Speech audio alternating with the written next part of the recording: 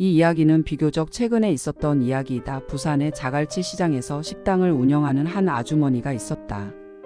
이 아주머니는 젊었을 적 아버지가 돌아가시고 학교도 그만두고 자신의 밑에 3남매 동생들과 홀어머니를 먹여 살리기 위해서 그 예전에 무작정 상경에서 취직 자리를 알아봤지만 나쁜 사람에게 속아서 팔려 나갔다. 그래도 그녀는 동생들과 어머니를 생각하며 죽어라 일하면서 끈질기게 동생들 뒷바라지를 했고, 동생들이 당시에 고등학교를 무사히 마치자 그나마도 그 일도 시들해져서 어머니가 모아둔 돈과 합쳐서 작은 식당을 열 수 있었다. 그녀는 그렇게 식당을 열면서 자신의 과거 때문에 시집도 안 가고 무작정 어머니와 단둘이서 살았는데, 아주머니의 어머니는 딸 자식이 험한 꼴 당한 것은 자신의 책임이라며 가까운 절에 다녔다고 한다. 그 중에서도 주지 스님의 말을 듣고 하얀색 승복을 입으신 지장보살님께 늘 정성을 들여서 공양을 올렸지만 인생 자체가 피곤했고 한스러웠던 아주머니는 어머니를 따라서 몇 번 절에 갔을 뿐 그다지 진지하게 믿지는 않았다고 한다. 어느 날 어머니도 돌아가시고 나서 절에도 뜸하게 가게 되었는데, 몇 년 후에 자신이 자다가 누군가가 발로 툭 차서 깨우더라는 것이다. 자신도 모르게 일어서서 자신을 깨운 상대방을 보니 놀랍게도 형체가 분명치 않은 검은 사내들이었다.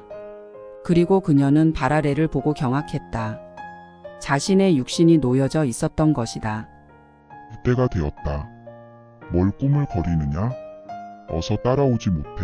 검은 사내들이 너댓 명 있었는데 그들은 자신 말고도 웬 남자들을 포승줄로 주렁주렁 매달고 가고 있었다.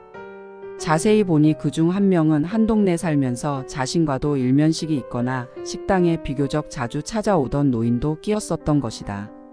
자신만 빼고 전부 다 얼굴을 어느 정도 아는 남자들이어서 그녀는 더더욱 놀랐다. 검은색 사내들은 포승줄 비슷한 걸로 그녀의 손을 묶고는 어느덧 길을 따라서 천천히 길을 찾아가는데, 그녀는 자신의 인생이 이대로 죽기에는 너무나 억울하다는 생각이 들었다. 젊은 시절 그렇게 원한에 맺혀서 보내고 나이 들어서 어머니마저 보내드리고 홀로 사는 것도 서러운데 일이 억울할 때가. 그녀가 눈물을 찔끔거리자 검은 사내들은 화를 내면서 재촉했고, 그 순간 그녀의 머릿속에 돌아가신 어머니가 한 말이 떠올랐다고 한다. 내가 만약 지옥에 가더라도 지장보살님만 염불하면 살 수 있다. 그녀가 아는 지장보살님은 사찰에서 탱화로 본 하얀색 승복의 스님이었는데, 그녀는 죽어라 그 스님을 떠올리면서 지장보살을 염했다. 그런데 이 검은색 사내들은 그녀가 눈물을 찔끔거려도 야단치더니 그녀가 지장보살을 외우는 것은 제지를 하지 않았기에 그녀는 마음 놓고 더욱더 지장보살을 열심히 염했다. 그렇게 한참을 끌려가다가 도착해보니 자신의 여동생 집이었다. 그들의 포승줄을 묶은 것을 풀더니 검은 사내가 입을 열었다. 이제부터 한 명씩 저 앞마당에 있는 계집에 들어간다. 그녀는 기가 막혔다. 분명 자신의 여동생 집이었고, 그녀가 알기로는 자신의 여동생은 개를 키우거나 동물 키우는 걸 싫어했는데 계집이라니. 자신과 함께 포승줄에 묶여온 남자들이 한 명씩 계집으로 끌려가고 마지막으로 자신의 차례가 될 때까지 그녀는 온 힘을 다해서 지장보살을 염했고, 그녀 차례가 되자 검은 사내들이 갑자기 그녀의 뒤를 보면서 넙죽 절을 하였다. 이 아이는 분명 나를 염하였는데 내 놈들은 어찌하여 얘까지 끌고 온 것이냐. 그녀가 돌아보니 절에서 보던 하얀색 승복의 바로 지장보살님이었다. 광채가 짙어 그녀는 자신도 모르고 경외심이 들었는데, 지장보살님은 개의치 않고 검은 사내들을 사정없이 호통치셨다. 그러자 검은 사내가 은근슬쩍 고개를 들지도 못하고 말했다. 어찌 본존의 명을 어기겠습니까? 그대로 데려가시면 되옵나이다. 검은 사내들이 벌벌 떨며 말하자 지장보살은 그녀를 향해서 말했다. 저놈들이 이제는 너에게 수작 부리지 못할 것이니라.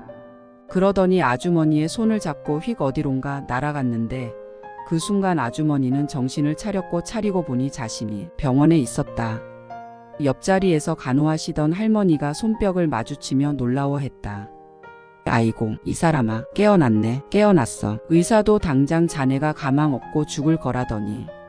할머니가 의사를 급히 불렀고 의사는 경악을 금치 못했다. 딱히 병은 없었지만 심장의 박동이 거의 멎어지고 있었기 때문이다. 기가 막히네요. 아주머니, 내일이면 죽을 목숨인데 사셨어요.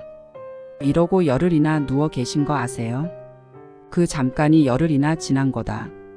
구사일생으로 산 아주머니는 식당을 다시 열었고 휴일을 기해서 여동생 집에 가기로 하고 시간을 내서 갔는데 사실은 자꾸만 그 꿈같은 일이 뇌리에서 지워지지 않았기에 찾아가게 되었다고 한다.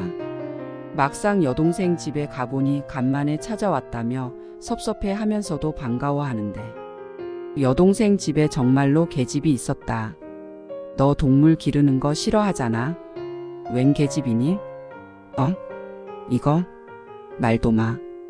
남편이 친척분에게 한 마리 얻어왔는데 굳이 길러야겠다고 우겨대서 할 수 없이 기르고 있어. 그리고 어디서 새끼를 배웠는지 얼마 전에 새끼를 4마리 낳았거든. 혹시 4마리 다 순놈이니? 그러자 여동생 눈이 휘둥그레지며 놀랐다.